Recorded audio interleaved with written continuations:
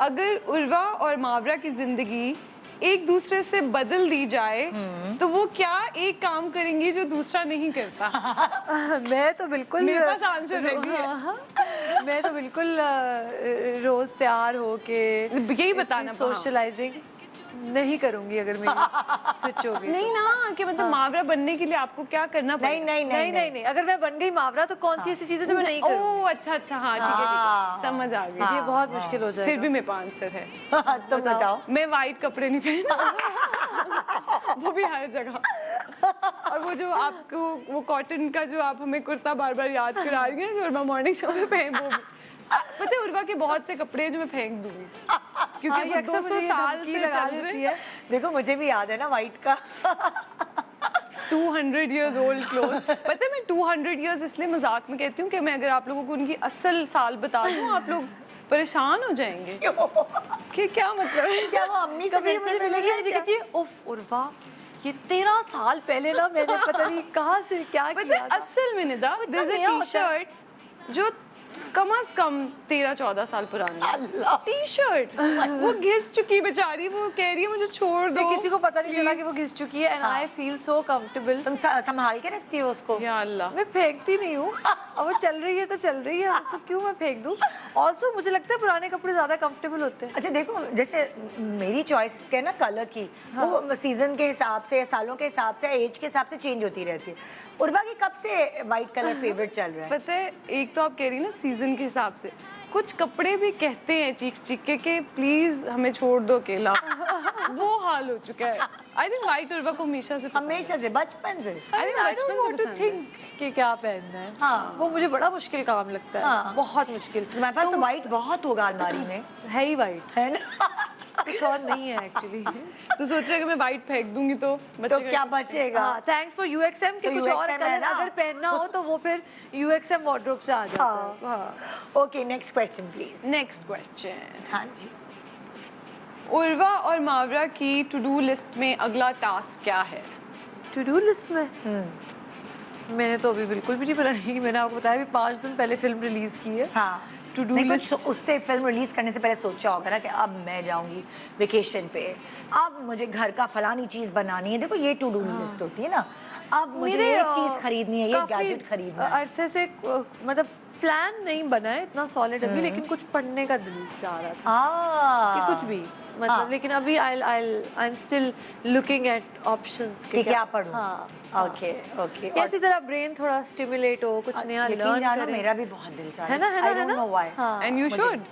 मेरा भी बहुत दिल चाह एक्चुअली जब दिल चाहता है ना तभी करना चाहिए। मुझे लगता है कि वो फिर आप और दिल से चीज समझते और हो। पता है ये जब बड़े बहुत होते अच्छा तो नौकरी मैसेज करने है का दिल चाहता है और अब नौकरी है तो दिल चाहता है यार वो शॉर्ट कोर्सेज फलानी की कर ले है ना कि कुछ नया लर्न बट निदा आपकी बात बहुत लोग सुनते हैं। आपको बहुत ज्यादा औरतों को ये बात बतानी चाहिए कि जब वो अपनी जिम्मेदारियों से थोड़ा फ्री हो जाएं तो पढ़ाई की कोई एज नहीं होती। सीरियसली आप जब चाहें पढ़ाई कर सकते हैं। आप इंसान ये सोचता है कि मैं अपने दिमाग को दोबारा पढ़ाई पे कैसे लगाऊं बट बस वो लगाने का करेज इकट्ठा करना। First few steps are hard. जब मैं पढ़ाई करी थी मेरी टीचर ने कहा था कि अभी तुम लोग कहते हो अल्लाह कितनी मुश्किल है जिंदगी पढ़ाई कहती हैं ये तुम्हें याद आएंगे पल कि पढ़ाई तो वो मुश्किल ही नहीं है जो प्रैक्टिकल लाइफ मुश्किल है। वो स्टूडेंट लाइफ तो कितने मजे की होती थी तो वो मेरा दिल चाहता है स्टूडेंट लाइफ जीने का दोबारा। हाँ यू शुड। अब तुम्हारी क्या टू डू लिस्ट है? मेरी टू डू लिस्ट में है कि मैंने अम्मा डैडी के साथ उम्रा करने जाना। अरे माशाल्लाह मैं चाहती हूँ सब मेरे लिए दुआ करें ताकि ये पॉसिबल हो सके। क्या बुलावा है वहाँ से तो बुलावा इंशाल्लाह। Okay next question. Next question है उर्वा मावरा अपनी ज़िंदगी का कौन सा लम्हा रिवाइंड और कौन सा फॉरवर्ड करना चाहती है? मैं तो रिवाइंड और फॉरवर्ड रिवाइंड और फॉरवर्ड दोनों। फॉरवर्ड तो मुझे लगता नहीं है कि कोई होता है because you want to live through every bit of it.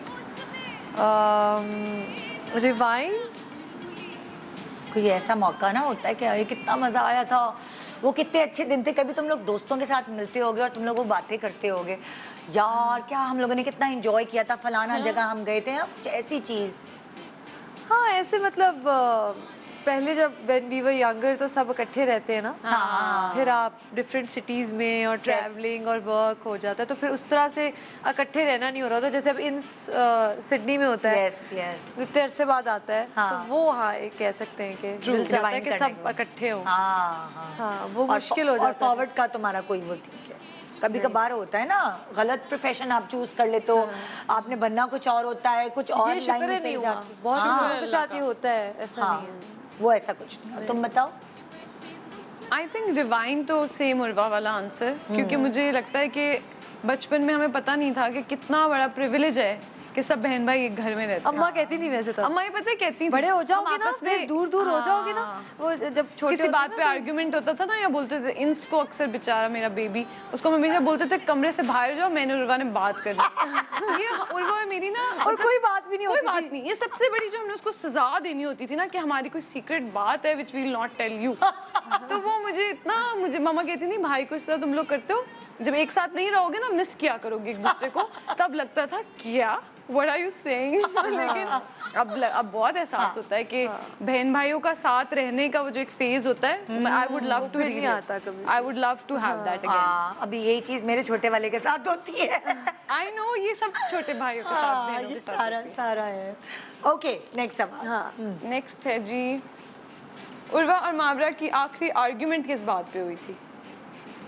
कभी होती बहस तुम लोगों की? कभी मतलब UXM पे हुई हो किसी डिजाइन पर, या बड़े हो हो गए, गए, discussion। बहस नहीं, बहस वो छोटी मोटी बहस ही समझ लो, लड़ाई नहीं में हम कह रहे, बहस नहीं, आई फील argument। दोनों में से कोई ओपन होता है टू द सजेशन। हाँ आर्ग्यूमेंट मुझे तो अभी लास्ट याद नहीं है तुम? नहीं आई एम आल्सो थिंकिंग। हाँ ये कॉन्वर्सेशन हो जाती है, डीप कॉन्वर्सेशन, लॉन्ग।